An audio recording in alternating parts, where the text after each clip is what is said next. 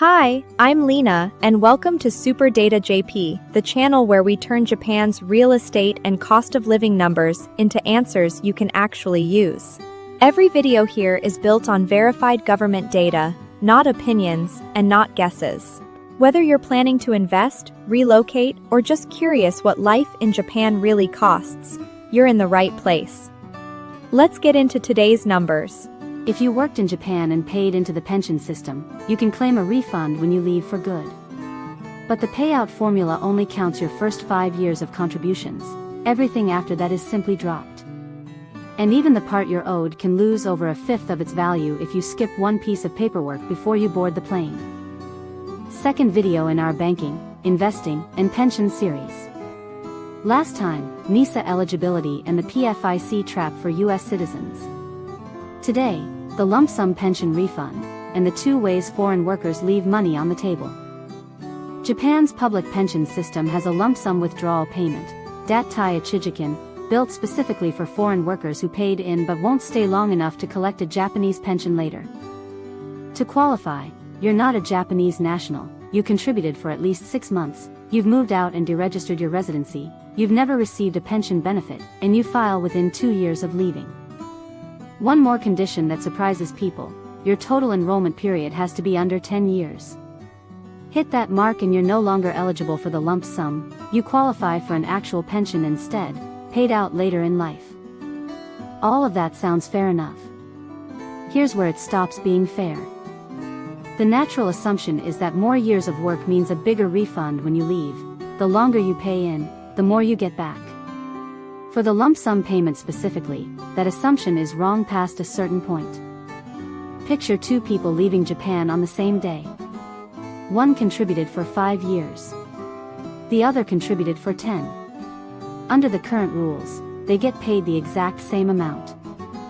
The payout formula only counts up to 60 months of contributions, 5 years, no matter how many years you actually paid in. Contribute for 8 years, and the formula still treats you as if you'd only contributed for 5. In practice, every month you work in Japan beyond your 5 is a month of pension contributions that simply vanishes from your payout calculation if you choose the lump sum instead of waiting for a future pension. There is a fix coming. A pension reform law promulgated on June 20, 2025 raises that cap from 60 months to 96 months, 5 years to 8, for people who lose their pension eligibility on or after April 1, 2026. Here's the part almost no explainer mentions. The law only requires the actual start date be set by ordinance within 4 years of promulgation, meaning any time up to June 19, 2029. As of mid-2026, that ordinance hadn't been finalized. The April 2026 start date is the widely expected one, not a guaranteed one. The same reform law adds another catch.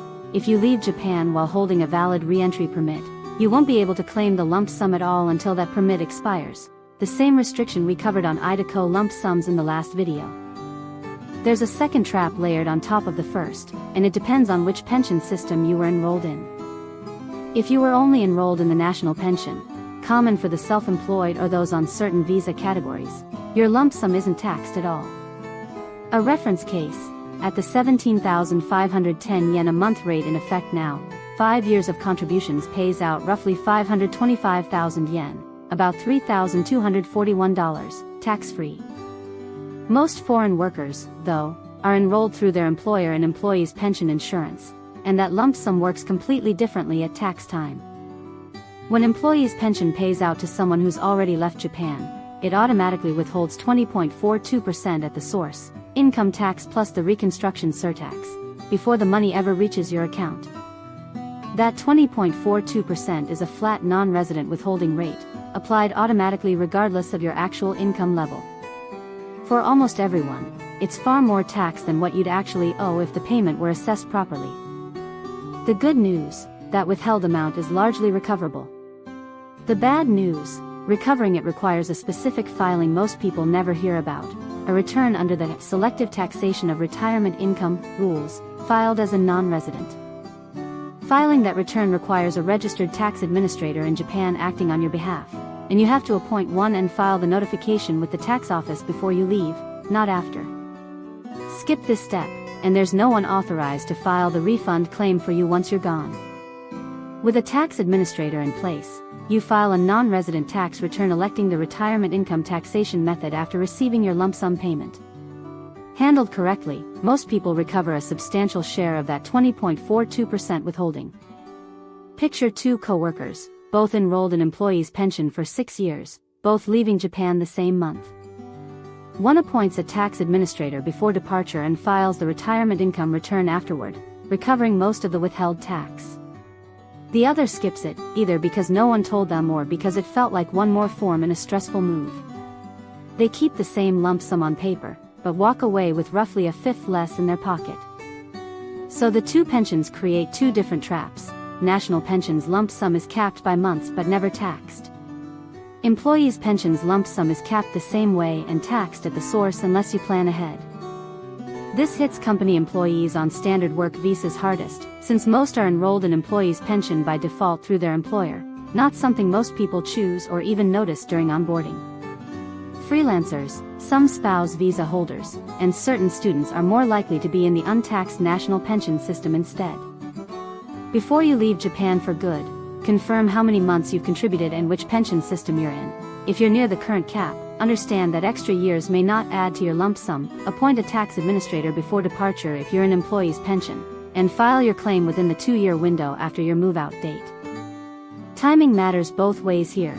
Appointing a tax administrator has to happen before you leave, while the lump sum claim itself has to happen after you leave, within that 2-year window.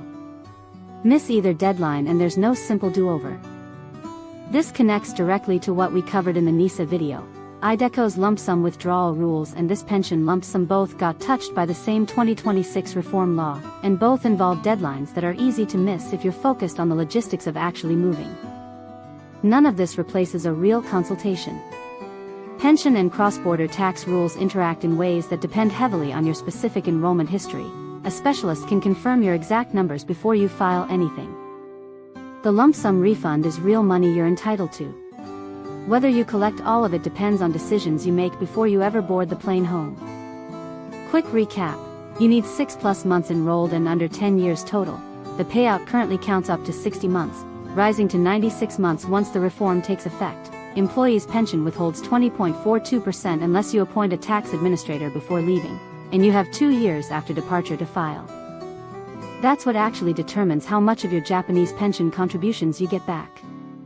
Subscribe for the rest of this banking and investing series. And that's today's breakdown. If you're serious about real estate or moving to Japan, research like this is exactly what separates a smart decision from an expensive mistake.